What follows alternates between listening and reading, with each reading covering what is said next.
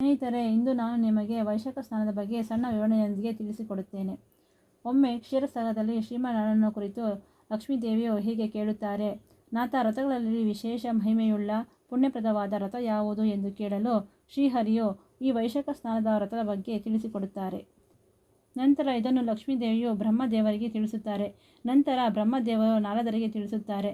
ನಾರದರಿಂದ ಇಡೀ ಪ್ರಪಂಚಕ್ಕೆ ಪ್ರಚಾರವಾಗುತ್ತದೆ. ಒಮ್ಮೆ ಭೂಮಂಡಲದಲ್ಲಿ ನಾರದರು ಅಂಬರೀಷ ಎಂಬ ರಾಜನಿಗೆ ತಿಳಿಸಿಕೊಡುತ್ತಾರೆ. ವೈಶಾಖ ಮಾಸದಲ್ಲಿ ಸೂರ್ಯನು ಮೇಷರಾಶಿಯಲ್ಲಿರುವ ದಿನಗಳಲ್ಲಿ ಪ್ರಾತಃ ಕಾಲದಲ್ಲಿ ಎದ್ದು ಸ್ನಾನಾದಿಗಳನ್ನು ಆಚರಿಸಬೇಕು. ನಂತರ ಶ್ರೀಹರಿಯನ್ನು ತುಳಸಿ ಹೂಗಳಿಂದ ಪೂಜಿಸಬೇಕು. ಈ 1 ತಿಂಗಳ ಕಾಲ ವೈಶಾಖ ವ್ರತವನ್ನು ಆಚರಿಸುವುದರಿಂದ ಲಕ್ಷ್ಮೀನಾರಾಯಣರ ಕೃಪೆಯಿಂದ ಸಕಲ ಪಾಪಗಳಿಂದ ಮುಕ್ತರಾಗಿ ಜನ್ಮ ದಾರಿದ್ರ್ಯ ನಿವಾರಣೆಯಾಗುತ್ತದೆ. ವೈಶಾಖ ಮಾಸದಲ್ಲಿ ಪ್ರಾತಃ ಕಾಲದಲ್ಲಿ ಎದ್ದು ತೀರ್ಥಸ್ನಾನವನ್ನು ಮಾಡುವವನು ಹೊಂದುವ ಫಲವನ್ನು ಇತರರು ಪಡೆಯಲು ಸಾಧ್ಯವಿಲ್ಲ.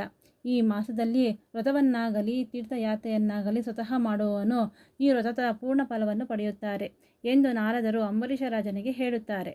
ಈ ವೈಶಾಖ ಸ್ನಾನವು ಪೌರ್ಣಮಿಯಿಂದ ಪೌರ್ಣಿಮೆವರೆಗೆ 1 ತಿಂಗಳ ಕಾಲ, ಅಂದರೆ ನಾಳೆ ಏಪ್ರಿಲ್ 23 ಮಂಗಳವಾರ ಪೌರ್ಣಮಿಯಿಂದ ಮುಂಬರುವ ಮೇ ತಿಂಗಳ ಪೌರ್ಣಮಿಯವರೆಗೆ ಆಚರಿಸಬೇಕು. ಪ್ರಾತಃ ಕಾಲದಲ್ಲಿ ಎದ್ದು, ಅಂದರೆ 4 ರಿಂದ 6 ಗಂಟೆಯ ಒಳಗೆ ಸ್ನಾನಾದಿಗಳನ್ನು ಮುಗಿಸಿ ಶ್ರೀ ವಿಷ್ಣುವನ್ನು ಪೂಜಿಸಬೇಕು. ಅಂದರೆ ನಾರಾಯಣನ ಸ್ವರೂಪವಾದ ಯಾವುದಾದರೂ ಒಂದು ರೂಪವನ್ನು ಪೂಜಿಸಬೇಕು. ಸ್ನಾನದ ನಂತರ ದೇವರ ಮುಂದೆ ದೀಪ ಹಚ್ಚಿ ತುಳಸಿ ಇಟ್ಟು ಪೂಜಿಸಬೇಕು. ಸ್ನೇಹಿತರೆ, ದಿನವೂ ತಲೆಯ ಸ್ನಾನ ಮಾಡಬೇಕೆಂಬ ನಿಯಮವಿಲ್ಲ.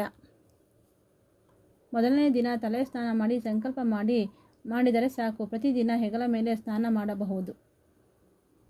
ಈ ವ್ರತದ ಇನ್ನೊಂದು ವಿಧಾನವನ್ನು ತಿಳಿಸಿಕೊಡುತ್ತೇನೆ.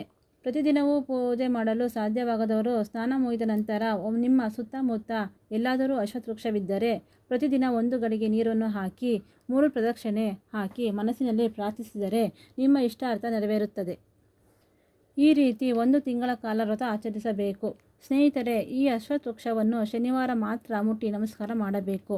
ಬೇರೆ ದಿನಗಳಲ್ಲಿ ಮುಟ್ಟಬಾರದು. ಏಕೆಂದರೆ ಶನಿವಾರದಂದು ಲಕ್ಷ್ಮೀನಾರಾಯಣರು ಈ ವೃಕ್ಷದಲ್ಲಿ ನೆಲೆಸಿರುತ್ತಾರೆ. ಆದರೆ ಬೇರೆ ದಿನಗಳಲ್ಲಿ ಜ್ಯೇಷ್ಠಾದೇವಿ ನೆಲೆಸಿರುತ್ತಾರೆ. ಹೀಗಾಗಿ ಶನಿವಾರದಂದು ಮುಟ್ಟಿ ನಮಸ್ಕಾರ ಮಾಡಿಕೊಳ್ಳಿ. ಧನ್ಯವಾದಗಳು.